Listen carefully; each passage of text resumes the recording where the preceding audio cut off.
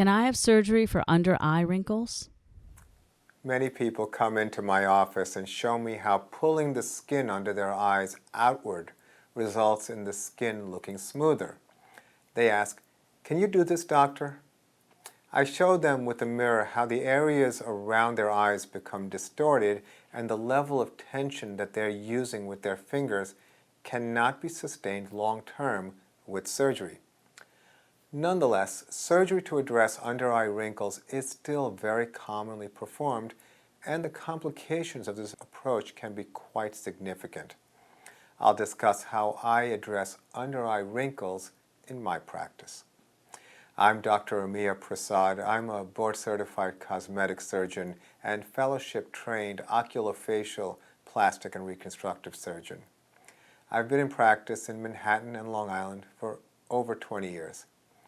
As a cosmetic eyelid surgery specialist, I regularly perform all types of cosmetic eyelid surgeries for under-eye bags, hooded eyelids, drooping eyelids or eyelid ptosis, as well as revision work to correct complications from other surgeons, such as eyelid skin removal to treat wrinkles, causing rounding of the eyes, pulling down of the lower eyelids or lower eyelid retraction, and even ectropion, where the inside of the lower eyelid is exposed outward.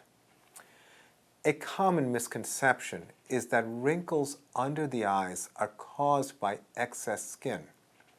This perception is reinforced by people pulling on the skin and seeing how the skin doesn't snap back into place so quickly. This is a reflection of decrease in skin quality, not an increase in skin quantity.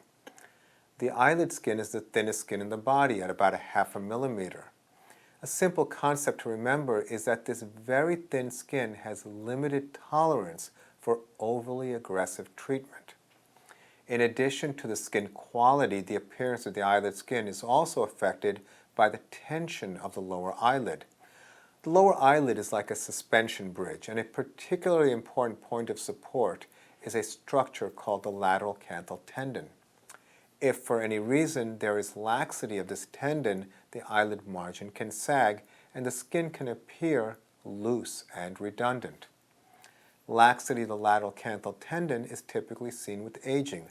However, I have seen it often in people who have seasonal allergies. In order to improve the appearance of the skin, it's been well established from using chemical peels and lasers that removal or ablation of the epidermis and the upper part of the dermis can result in smoother looking skin. Thermal energy delivered to the dermis results in the production of collagen, which can create an improved foundation for the epidermis. New epidermis after chemical peel or laser appears smoother after treatment. In my practice, I've used ablative CO2 and erbium laser as well as fractionated CO2 and erbium laser.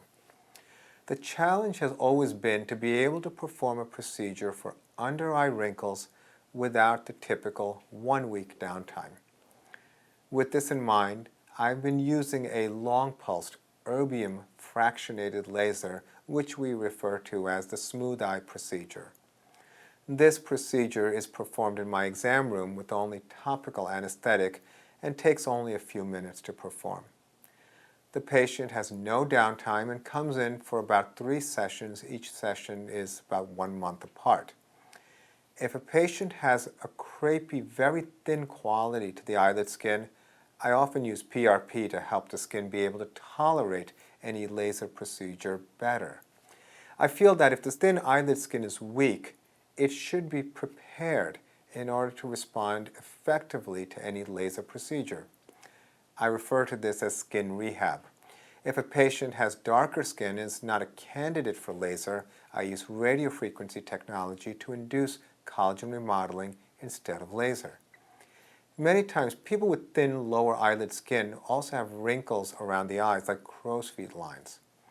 These lines get deeper with expression, so these dynamic wrinkles can be reduced with regular injections of botulinum toxin, such as Botox or Dysport.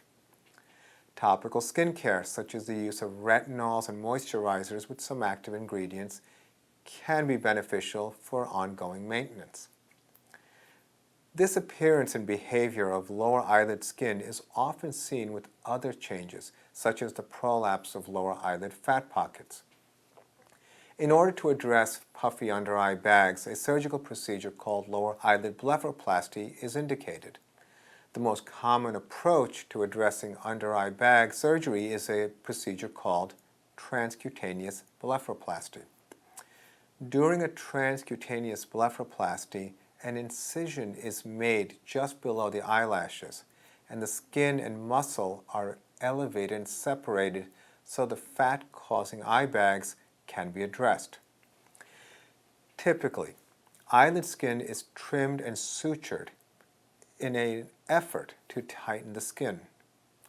The problems with transcutaneous blepharoplasty procedure include skin shortage due to excess skin removal, as well as compromising of the lower eyelid support due to a separation of the tissue layers which previously were stronger as a unified structure. Lower eyelid skin is part of the layered structure responsible for lower eyelid support. Just under the skin is the orbicularis oculi muscle, which acts like a hammock and is attached to the bone by a structure called the lateral canthal tendon. Inherently, there is a compromise of these support structures when the fat pockets are accessed through an external incision. Patients who've had this surgery come to see me every week with lower eyelid rounding, retraction, and even ectropion because of skin shortage after skin removal. For these conditions, I perform advanced reconstructive procedures, including skin and tissue grafts, to restore this compromised anatomy. In my practice, for under-eye bags, I perform a procedure called a transconjunctival blepharoplasty. I sculpt the fat pockets responsible for the eye bags from the inside of the eyelid, so no external incision is needed. This is considered a more advanced and specialized procedure. By performing transconjunctival blepharoplasty, I'm preserving the anatomic structures that support the lower eyelid. For under-eye wrinkles, I use fractional CO2 and erbium laser with PRP. This combination has proven to be safe and effective in improving the appearance of under-eye wrinkles without skin removal. Again, I'm focusing on improving the skin quality. I've observed, particularly in people who lack cheek projection, that the eyelid skin appears to be redundant when it's simply sagging from lack of support or projection. Instead of removing skin, I restore volume in the cheek with long-lasting hyaluronic acid fillers, such as Juvederm Ultra Plus and Juvederm Voluma. These fillers will not weigh the skin down, since I place them at the bone level, similar to the way I would place a facial implant. This is called structural volumizing, and is very effective in restoring balance between the cheeks and the eyes. I perform transconjunctival blepharoplasty and most other cosmetic surgeries in my office under local anesthesia with minimal IV or light sedation. My patients recover quickly and return to work in about a week. This is in opposed to general anesthesia, where recovery from the effects of anesthesia alone can be unpleasant and physically draining. So if you're concerned about wrinkled skin under your eyes, understanding that skin quality is more relevant to your treatment strategy than skin quantity. It's also important to understand the other anatomic factors which can be contributing to the skin under your eyes appearing to be redundant.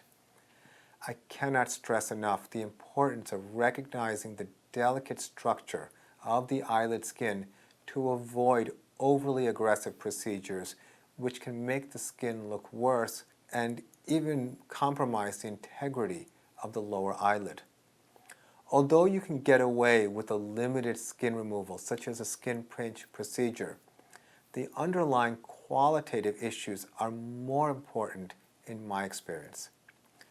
Doctors who advise eyelid skin removal may believe they're doing their best to help you, you need to be sure that you're able to retain the natural shape of your lower eyelids after that type of procedure is performed.